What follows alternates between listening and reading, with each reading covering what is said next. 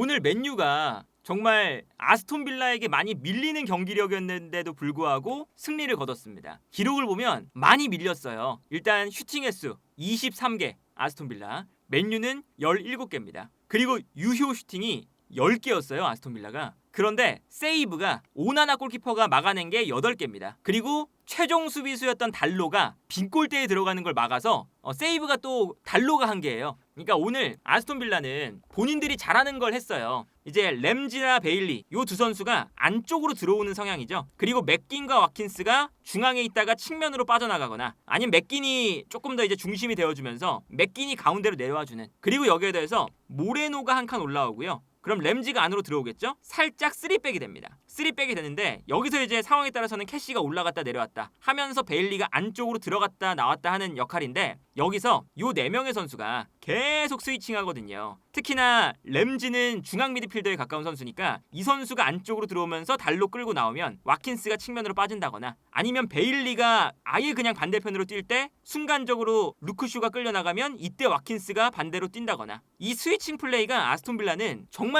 좋아요. 그래서 오늘 경기도 맨유의 수비 라인을 무너뜨릴 때가 많았습니다. 실제로 이 장면 보시면 왼쪽 측면에서 풀백인 모레노가 올라옵니다. 올라오니까 램지가 가운데로 들어오죠. 그리고 와킨스가 살짝 내려오면서 바란을 끌고 내려와요. 그리고 달로가 올라오는 이제 모레노를 막기 위해서 측면으로 빠집니다. 그러니까 순간적으로 이 공간에서 2대3 상황이 되죠. 아주 이제 영리하게 숫자 구위를 만들고 여기서 이제 어떤 플레이가 나오냐면 바란이 와킨스를 따라 나왔는데 이때 램지가 가운데로 들어가니까 바란이 램지를 막으러 가요. 그래서 와킨스가 내려왔다가 순간적으로 뒤로 뛰죠. 그리고 측면에는 모레노가 올라와 있기 때문에 달로가 어쩔 수 없이 모레노를 따라갑니다. 와킨스의 움직임을 완전히 놓쳤죠. 그리고 여기서 반대편에 있었던 맥긴이 내려오면서 볼을 받아주려고 합니다. 그래서 맥긴이 볼을 받아서 뛰어가는 와킨스한테 연달해 주거든요. 아주 유기적인 플레이가 계속 나와요. 그래서 결국에는 이 다음 장면 보면 맥긴이 볼을 잡을 때 바란이 너무 올라가 있어서 순간적으로 와킨스가 뛰어들어가는 걸 놓쳤습니다. 이 공간으로 맥긴이 원터치로 내주면서 완전히 수비 라인이 무너지죠. 그런데 여기서 아스톤 빌라는 오늘 결정력이 너무 부족했고 반면에 맨유는 오나나의 선방이 수도 없이 나왔어요. 이것도 오나나가 1대1 찬스인데 침착하게 막아내는 모습이 나오거든요. 그러니까 이런 장면을 보시면 아스톤 빌라가 분명히 오늘 잘했는데 오나나의 선방 그리고 이제 오나나의 선방뿐만 아니라 오늘 맥과이어나 바란이 이 아스톤 빌라의 슈팅을 몸으로 막아낼 때가 많았어요. 계속 그냥 따라가서 막아내고 기회 생겼는데 가까스로 막아내고 이런 장면들이 있었거든요. 그래서 기본적으로는 맨유가 아스톤 빌라의 공격을 계속 막아냅니다. 그 다음에 이 맨유의 비밀병기 맥과이어가 있죠. 그러니까 세트피스 상황에서는 맥과이어의 이 제공권이 정말 유용하거든요. 그러니까 그 오늘 사우스게이트 감독이 경기를 보러 왔는데 잉글랜드 대표팀에서 맥과이어가 수비 라인에 되게 중요한 역할을 하죠. 잉글랜드도 역습 축구를 하다 보니까 수비를 해서 막아낸 다음에 세트피스에서 맥과이어 한 방. 이거를 되게 쏠쏠하게 써먹거든요. 근데 오늘 그 축구를 맨유가 했습니다. 오늘 맥과이어가 전반전에만 코너킥이 올라왔을 때 머리에 3번을 맞췄어요. 이게 오늘 맥과이어의 볼 터치 횟수거든요. 근데 맥과이어가 박스 안에서 볼 터치를 4번 했죠. 4번. 이 4번이 모두 다 코너킥이 올라왔을 때 머리로 떨어뜨려 놓은 거예요.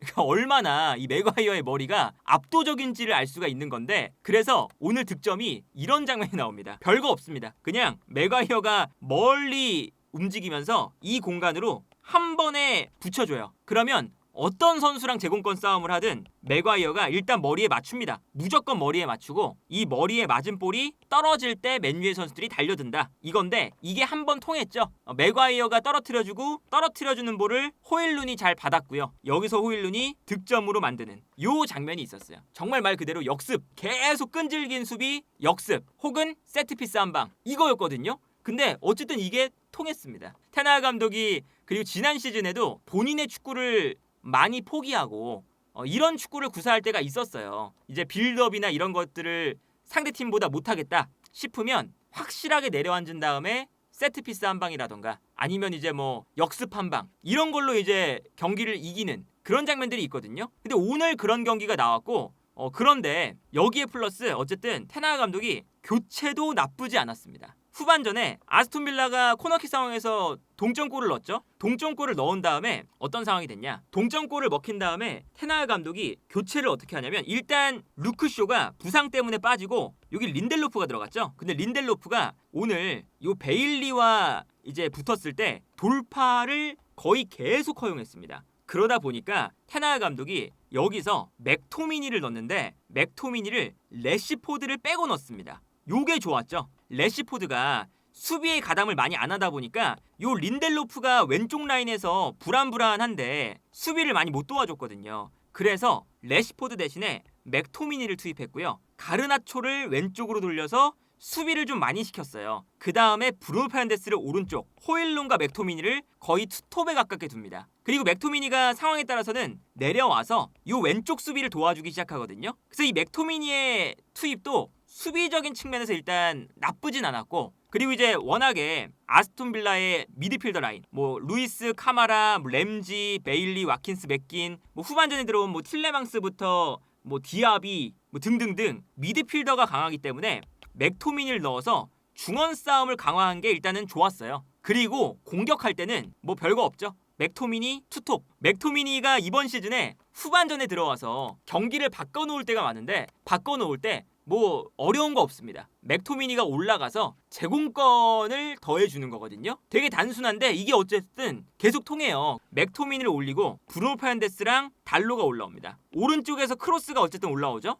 왼쪽에서는 맥토미니와 호일룬이 들어가고요. 여기서 이제 맥토미니가 어떤 형태가 되냐면 완전 투톱이 아니라 약간 빠져있을 때가 많아요. 그리고 앞쪽에서 원톱이 중앙 수비수랑 싸울 때 요 뒷공간으로 뛰어갈 때가 많죠. 맥토미니가 늘 이런 식으로 넣거든요. 그래서 오늘도 달로의 크로스가 올라올 때 맥토미니가 약간 뒤로 빠져서 캐시랑 싸웁니다. 여기서 득점이 나왔죠. 안토니도 사실은 나왔을 때 별 도움이 안 되니까 안토니를 넣을 수도 없고 뭔가 이제 공격에 추가를 할 수 있는 자원들이 딱히 없는 거예요. 근데 여기서 테나가 감독이 선택한 건 맥토미니를 넣어서 단순하게 가자. 물론 이제 디알로도 있지만 디알로보다는 조금 더 효율이 높은 게 맥토미니의 제공권이다. 그리고 중원 싸움도 강화할 수 있는 자원이다. 이렇게 판단을 한 거죠. 그래서 어쨌든 그게 성공을 합니다. 이런 장면이죠. 달로가 올라와 있을 때 마이누가 볼을 끌고 가다가 백패스를 하죠. 여기서 이제 달로가 크로스를 올리는데 호일룬이 먼저 뛰어갑니다. 그러니까 중앙 수비수 2명이 호일룬을 약간 견제를 하고 있어요.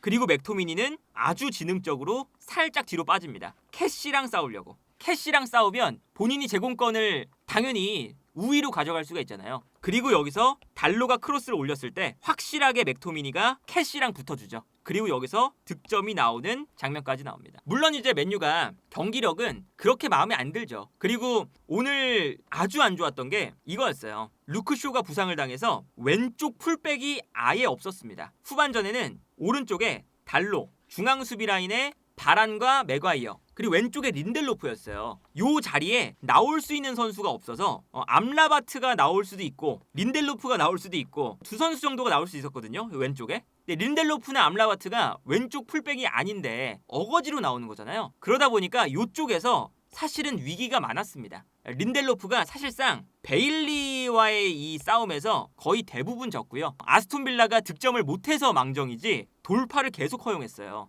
그런데 오늘 이 루크쇼가 어떤 상태인지 모르겠지만 혹여나 부상이라면 지금 왼쪽 풀백이 유일하게 남아있는 게 루크쇼잖아요. 루크쇼가 다음 경기에 못 나오면 이거 문제가 크겠다.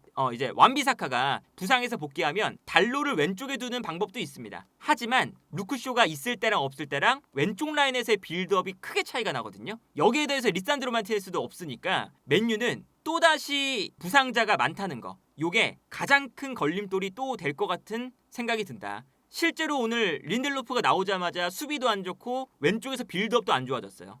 그래서 맨유는 어쨌든 이런 부상자 리스크를 잘 관리해야 되는데 그래도 오늘 승리가 매우 귀중한 건 승점을 따라잡았다는 거죠. 아스톤 빌라와의 승점 차가 5점 차이가 됐고요. 어쨌든 토트넘과의 승점 차를 6점 차이로 유지했습니다. 오늘 만약에 졌으면 토트넘하고의 승점 차가 9점 차로 벌어지는 거잖아요. 6점 차로 유지를 하면서 이제는 4위 싸움이 토트넘, 아스톤 빌라, 맨유 3파전이 되어가는 것처럼 되고 있어요. 그리고 맨유는 어쨌든 3연승입니다. 울버햄튼, 웨스트햄, 아스톤빌라까지 매우 지금 좋은 흐름이에요. 최근에 리그에서 패배했던 게 12월 31일 이후부터는 경기에 일단 안 졌습니다. 5승 1무거든요. 5승 1무. 테나 감독이 그래도 이제 마지막에 마치 지난 시즌처럼 승점을 관리하는 모습을 보여줄 수 있다면 충분히 따라갈 수 있는 승점 차가 만들어지고 있다.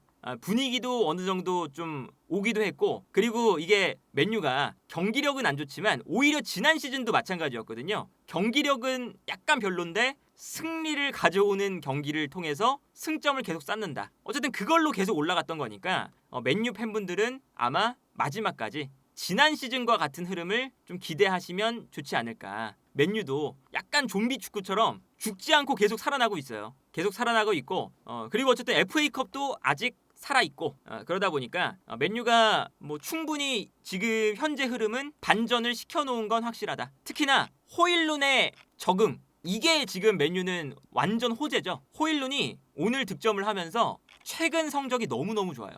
리그에서는 일단 4경기 연속골입니다. 토트넘, 울버햄튼, 웨스트햄, 아스톤빌라. 경기로만 보자면 5경기 연속골이에요. 그리고 조금 더 이제 넓게 본다면 7경기에서 6골과 2개의 도움을 기록하고 있습니다. 어마어마한 성적을 보여주고 있죠. 아탈란타 시절에는 정말 저돌적인 선수였거든요. 황희찬 선수가 찰츠부르크에 있을 때 그때의 스타일처럼 막 밀고 들어갔어요. 머리로 밀고 들어가고 과감한 플레이 계속하고, 그게 호일룬의 장점이었는데 약간 부진한 흐름이 되니까 이번 시즌 초반에 그런 플레이를 못했거든요. 약간 좀 뭔가 겁을 먹고 있는 모습이 보이고 이런 게 있었는데, 그래도 호일룬이 약간 연속으로 득점을 하면서 자신감이 올라오고 본인의 플레이를 점점 해나가고 있다. 요게 이제 맨유에게는 이제 후반기에 그래도 좀 따라갈 수 있고 반전할 수 있는 가장 큰 힘이 되어주지 않을까.